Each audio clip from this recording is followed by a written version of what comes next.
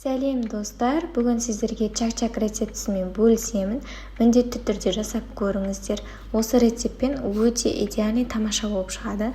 Ол үшін ең алдымен 3 жұмыртқамызды ыдысымызға шағып аламыз. Оның үстіне жарты чай қасық сода саламыз және шым-шым тұз саламыз.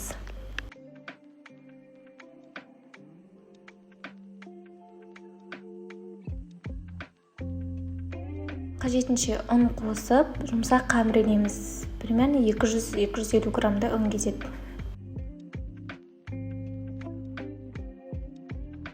Қамырымызды 15-20 минутта бетін жауып тындырып қоямыз. Тынған қамырымызды жайып кірісеміз. Бірінші мен сіздерге чак-чактың басқаша кесу тәсілін көрсеттім.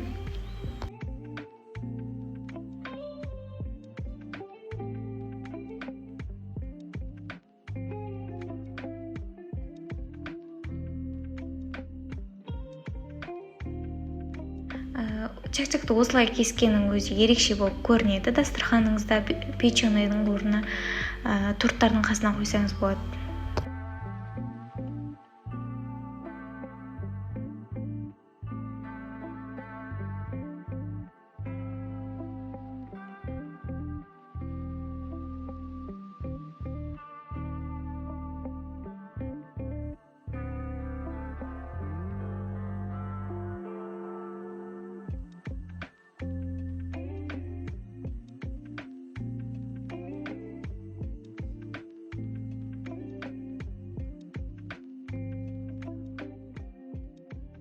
Дайындап алған қамырымызды қызып тұрған майға жақсылап екі бетін қызартып тұрып қуырып аламыз.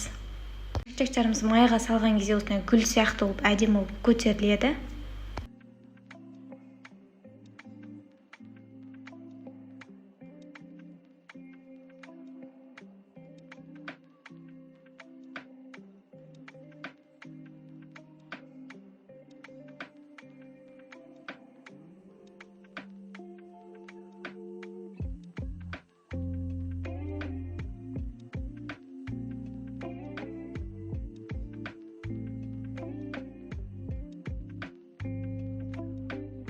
Енді сиропын дайындаймыз. Ол үшін бізге 50 грамм суға 150 грамм мед, 150 грамм қант қосамыз.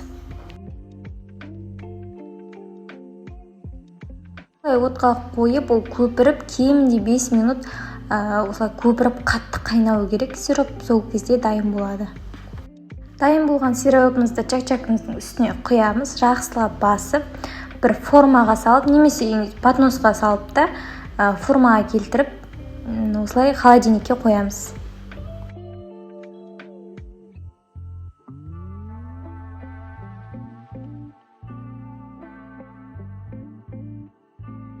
Қолымызды солап алып, нығыздап қаттырақ басып шығамыз.